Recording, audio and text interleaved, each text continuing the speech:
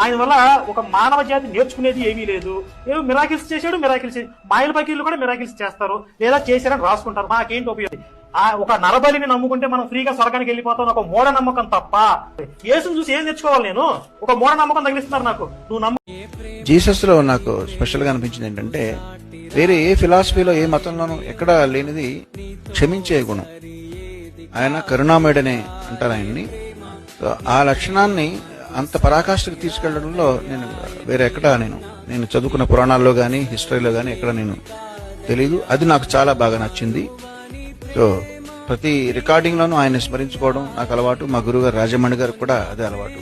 ఒకసారి ఆయన సైలెంట్ గా ప్రేయర్ అనుకుని అప్పుడు టేక్ వెళ్దాం అనమాట. నేరమే చేసింది, లోకాన్నంత వ్యభిచారానికి గురి చేయడం ఆవిడ చేసిన నేరమే, నేను అంగీకరిస్తున్నాను. కానీ మీలో ఏ తప్పు చేయని వాడు ఎవడో ముందు రాయి వేయమన్నట్టు. ఎవరి తప్పులు వాళ్ళు ఆలోచించుకున్నారు, రాళ్లన్నీ కింద పడ్డాయి.